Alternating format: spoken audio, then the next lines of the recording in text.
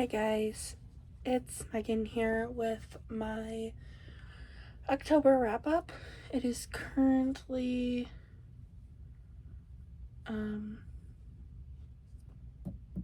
November 1st.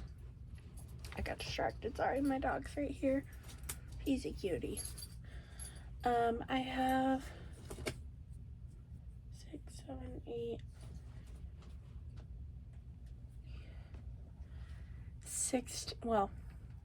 15 plus an ebook, and then one that I haven't finished. This one isn't really gonna go in any order, just because they're just kind of like stacked up here. So yeah, first book we have is A Line in the Dark by Malinda Lo. This one, the dog got blood on it. Sorry. 2.5 stars.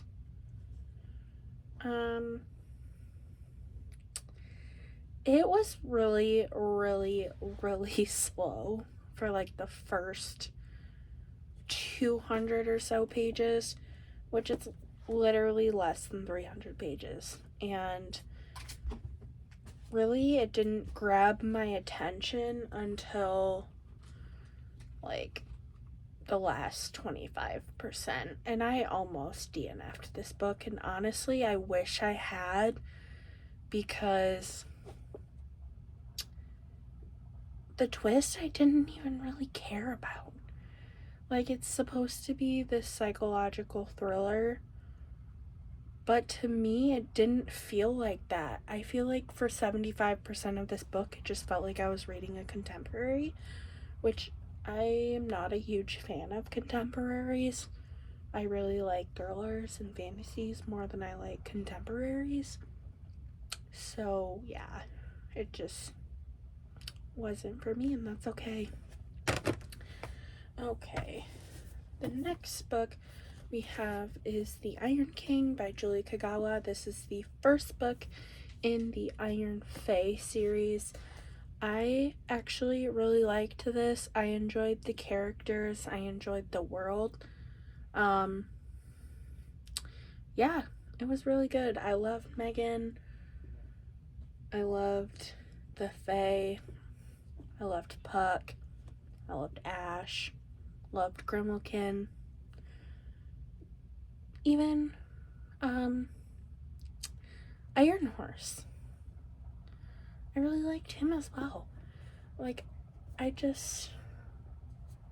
really like these characters in this world, and it's just, I don't know why I waited so long to read this.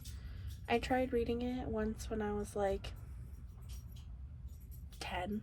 I was probably older than that. I'm under exaggerating. But I couldn't finish it. And then I go and read this one now, and I really enjoyed it. So, yeah. And then that leads us to the book that I started this month and didn't finish. Normally I'd have this at the end of the video, but since it connects to this book that I just talked about, that is The Iron Daughter by Julie Kagawa, the second book in the Iron Fae series. I read about 150 pages of this yesterday. Didn't finish it, but I will definitely be finishing this probably tomorrow, because I have like 110 or so pages left. And yeah, I'm really enjoying this. So okay, and then we have The Lake by Natasha Preston. This one takes place at a summer camp, and these girls are going to this summer camp that they used to go to when they were kids, and they're trying to keep this secret of what happened when they went there when they were younger. And I loved this. I really did. I gave it 4.5 stars, maybe even 5 stars. But yeah, This is definitely one of the best young adult mystery thrillers that I've read.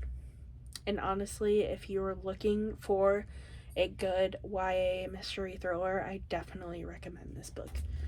I've never read anything else by this author, so I can't really say anything else about her, but this book was great. I really liked it. I really have no complaints. It was very good. And then next up we have my favorite book of this month.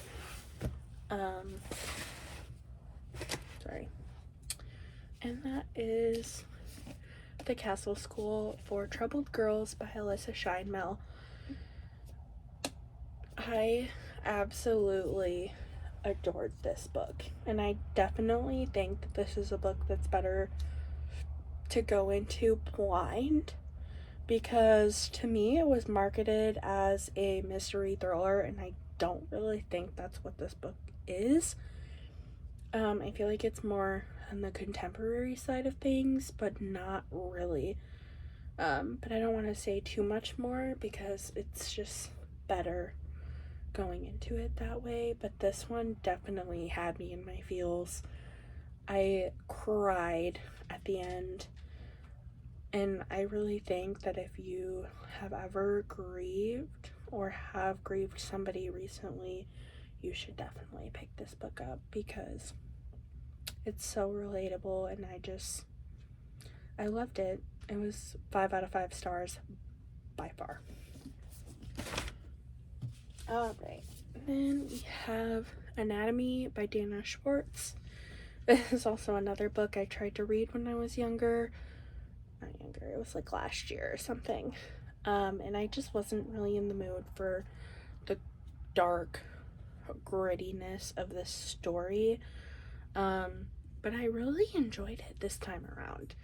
I mean, it wasn't my favorite book of all time. I definitely preferred the romance and Jack's perspective because that portion of it was super interesting.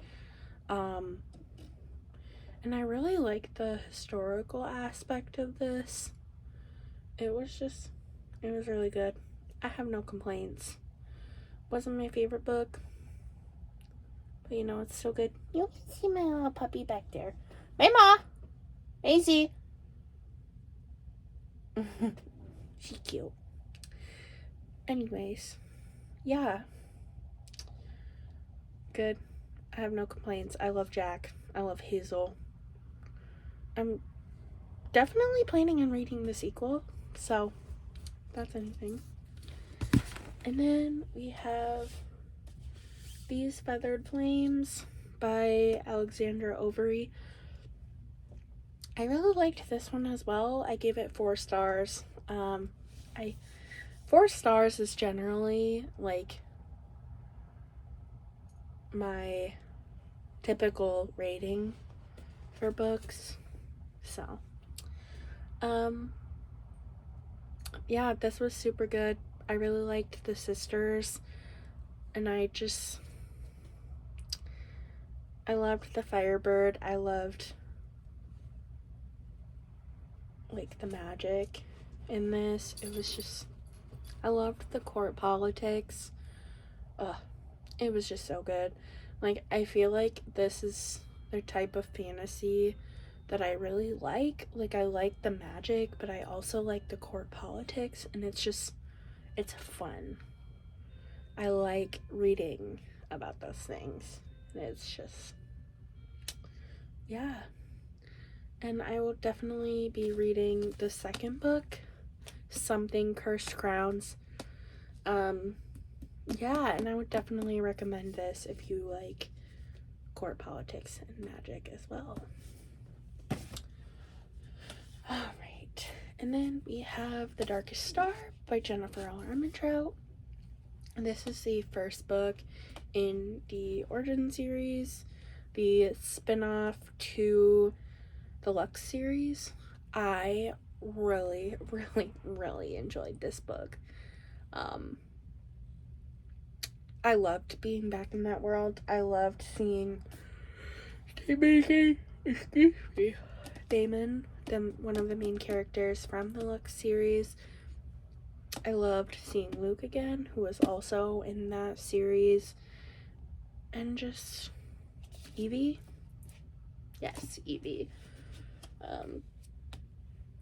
Yeah, I gave this four stars again. Yeah, I loved the romance. They're so cute. I also loved everything else that went along with it, but I feel like Jennifer Armentrout's books are really good with the romance. So I got my little guilty pleasure out of it for the month. And then we have The Court of Miracles by Kester Grant. This one I also gave 5 stars. I'm honestly thinking about lowering it to 4 stars again because I really don't remember what this book was about. I mean, I do. To me, this felt like I was reading a book about Skyrim in 1800s Paris, because basically the world is made up of a bunch of guilds, and they all have certain specialties, I guess you could say. And to me, it literally just felt like Skyrim, and I really enjoyed it. And I'll definitely be reading the second book when it comes out. So, yeah. It's just so good. Like, definitely recommend it. And then we have Burn Our Baddies Down by Rory Power. This one was actually really good. It grabbed me by the throat from the beginning, and I literally could not stop reading. It was so good. Yeah, I mean, the ending was kind of weird, but to me it didn't take away from the story any. I mean, definitely it's not an ending I would have chose, but it still worked. Rory made it work, and yeah, it was good. I have no complaints. Just weird, but it was enjoyable. So I gave that 4 stars again, I believe. Okay, and then we have The Caged Queen by Kristen Cicerelli. This is the companion to The Last Namsara.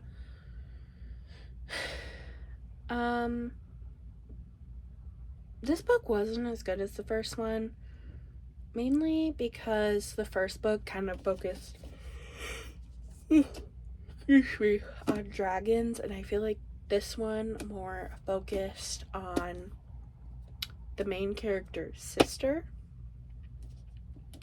being a bird, and trying to fix what's going on with her and everything. I don't really want to spoil anything because this is the second book, but it's just a companion, so they're not like directly related. And to me, like, if you read this, it doesn't spoil the first book. So yeah, and I definitely will be reading I definitely will be reading the third book because I did enjoy this. I really liked Dax, and I liked excuse me, Essie, main character. It was good. I really have no complaints. Okay, this next one was probably my least favorite of the month. It's not that I didn't like it. Well, I'll show you what it is and then we'll talk about it. So that is The Stranger Upstairs by Lisa M. Matlin. So I was actually really enjoying this book. Like, the first 120 pages, I loved it. I was scared. And it was great. And then, like, the last 100 pages, it just went downhill. Like, there's so many plot lines I feel like were not actually completed in this book, and they're just the explanation and the ending, I just didn't like it. I feel like it could have been like 100 or so pages longer, and we could have got a better story. I mean, like, it was good, but the ending kind of ruined it for me. It would have been like a solid 4 stars for me if that hadn't have been the ending. So yeah, I mean, I'll definitely read things by this author again. Like, this isn't, I don't hate this book, I just don't love it. So yeah, and it's really disappointing. And the next book we have is The Stolen Heir by Holly Black, which is a duology set in the same world as the Folk of the Air series. This one follows Oak, and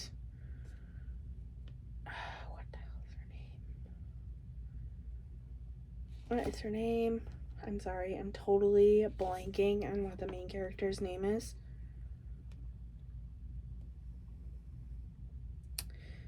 Yeah, I have Soren. Yeah, no idea.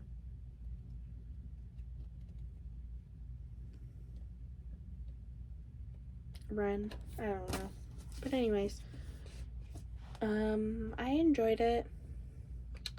I don't think I really enjoyed it as much as the Croak Prince series. But again, the second book of that series was my favorite. So maybe the the second book in this duology will be my favorite. But otherwise, I really liked Oak. I liked having him as one of the main characters, and I liked seeing how he grew since the ending of The Queen of Nothing, which is the third book in the Croak Prince series.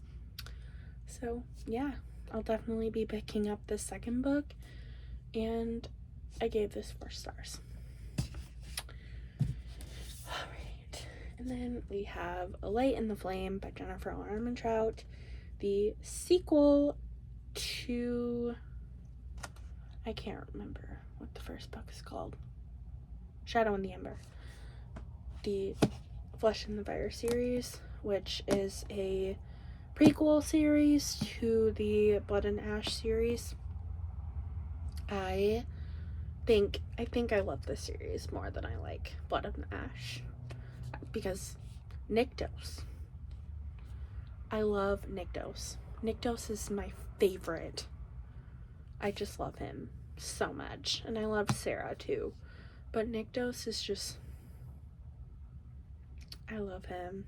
I really like him, like, a lot. And I think I rated this 5 stars. I'm not really sure. But Nyktos is just my love. And I can't really say much about this because it is a second book in the series. But yes, I definitely recommend you pick up this series. Even if you don't pick up the Blood and Ash series, the Flesh and Fire series, please do it. Okay, we're getting down to the end. And then we have A Curse for True Love by Stephanie Garber, the third and final book in the Once Upon a Broken Heart series. I gave it 4 stars. Pretty typical of me. I really liked it. I like Evangeline, and I loved that we got Jack's point of view and Apollo's point of view. I don't like Apollo, and I'm very glad that it did not turn out the way I thought it was going to. But it was very good. I really liked it. Yeah, I can't really say much because this is the third and final book, but this is a spin-off series of the Caraval series, which Jax is in that original series, and then some of the characters do come up in this series, so I definitely recommend picking up that series. Now, I will say this series is definitely better, and I don't think you necessarily have to read that one to understand what's going on in these books, but I also feel like you'll understand more of the world if you read those first. But yeah, really good. And then the final book I have is How to Sell a Haunted House by Grady Hendrix. This wasn't my favorite book by Grady Hendrix. I mean, it was good. It really did freak me out. Like, it's gory, and there was definitely a new fear unlocked reading this book with dolls. It was. And puppets. And, yeah, I don't know what they're called. But freaked me out. I read this, like, late into the night. I will never do that again. Not that I'll ever read this book again, but don't do it. Don't read this book at night, because it will definitely freak you out. I mean, it freaked me out, and I don't generally get scared after I said that I got freaked out by the stranger upstairs. But a book really has to be good for me to get freaked out. So if that's anything, I don't know what I was trying to say. But yeah, I give this 3 stars. I don't know, that's just typical for books like these for me, like that are weird, kind of like this. 3 stars is generally my rating, just because it's not my favorite genre, I guess. So yeah, it's nothing against the book. It was really good. Yeah. Okay, so that is all that I have for you guys today. I will have my November TBR up here soon, which, I don't know. And then I'll have an October book haul up as well, which some of them were actually, one of them was actually in this, so 2 of them actually. 3. No. I don't know. But anyways. Yeah. So those are some videos to look forward to. My November TBR, a October book haul, and I might have a little challenge in there or something. I haven't really quite decided, but yeah, that's all I have for you guys today. Bye-bye.